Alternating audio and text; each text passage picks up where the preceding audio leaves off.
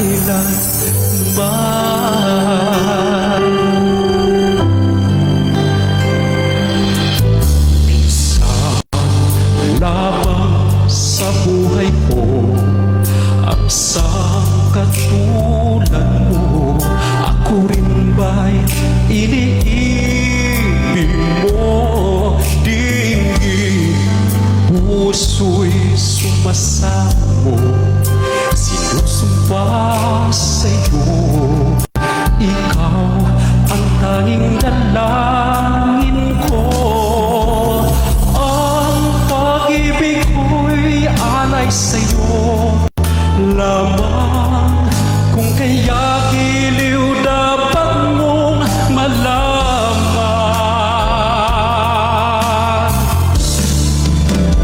Minsan lang kitang iibigin,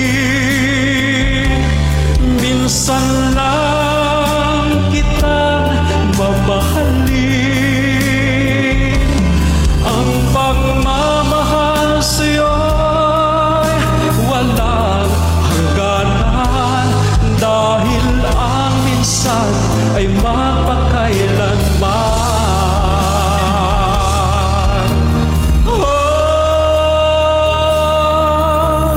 Ang pag-ibig ko'y halay sa'yo lamang.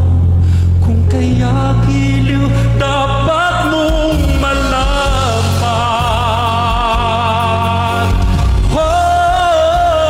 Minsan lang kitang iibigin,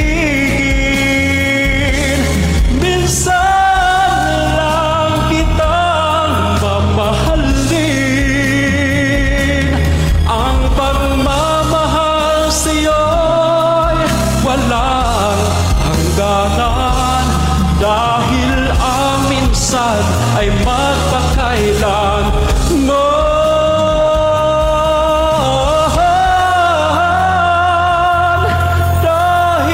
ang minsan ay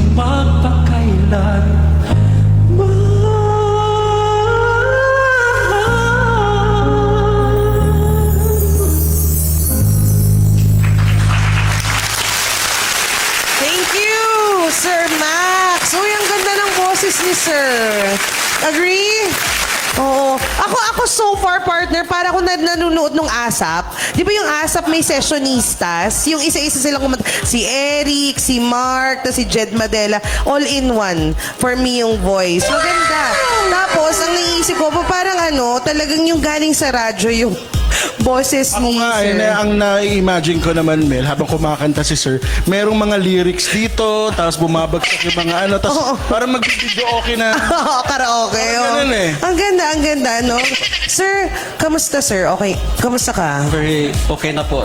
Very okay. Tapos na po yung Oo. Ang ganda ng boses talaga, promise, as in simula pa lang. Sir, tatanungin kita, interviewin kita. Ang tanong ko is, what's the best thing sa pinanggalingan mong Bureau of Fire Protection?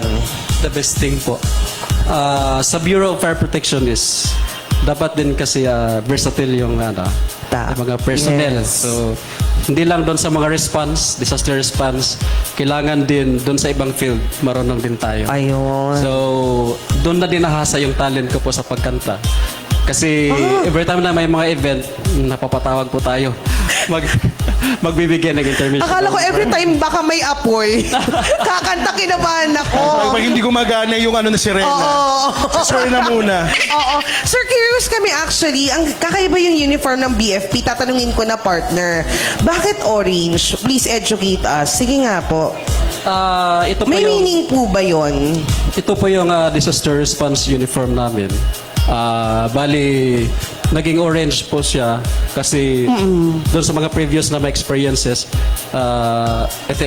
based doon sa mga nabasa ko po, may isang oil spill na nangyari, and then pag dark kasi yung uniform, then nag-conduct ng operation. Dapat. Kailangan po kasi visible. Oo, Opo. gets. So, yun na po. Then, it also symbolizes po Bureau of Fire Oo. Protection. Kasi kala nga namin, Maliwanag po. sir, parang dapat kakulay nung apoy. Oo, kasi Bureau of Fire. Pero alam mong BFP, alam ko nagde-disaster din, hindi lang sa apoy, di ba, Opo. sir? Tama. Okay. Sir, batiin mo ang inyong mga minamahal, mga kasama sa trabaho sa BFP. Yes po, binabati ko po ang aming Regional Director sa BFP Region 10, Chief Superintendent Romel C. Tradeo, sir. At yung Acting Provincial Fire Fire Marshal po namin, Chief Inspector Lloyd M. Villaruya. At lalong-lalo na po sa bumubuo ng Kitawta Fire Station, pinamumunuhan po ng aming Acting Municipal Fire Marshal SFO3 Cristobal S. Agcupra Jr. At binabati ko rin po ang aking pamilya, Aninayan family, especially po sa aking wife, LG, at to our daughter, baby Riley. Yes. Thank you Thank you, so Sir Max. Ito na, partner, na hindi ko na patatagalin. Ano kaya ang masasabi sa performance mo ni ating Primo Horado, Judge Gary? Ayan, hi sir, kamusta ka naman? Okay na po. Nakatulog, nakatulog naman. Nakatulog na naman po. maayos. With that saying, no, mas relax ka ngayon, no? Akala ko nga iiyak ka na agad sa mga unang linya pa lang ng kanta mo kasi maluha-luha ka na. Pero that's a good thing, no? Means na ramdam mo yung kinakanta mo. Gusto mong maipaabot sa audience mo yung gusto mong sabihin na parang nililigawan mo kaming lahat para pakinggan ka, no? And you did that. Nakapture mo. At saka tama yung sinabi ng ating mga host, no? Na para silang nakikinig sa, nanonood sa TV, no? Na may parang asa. Which is, yun ang importante, yung quality ng voice na ganyan, yan ang madalas nakukuha para maging recording artist.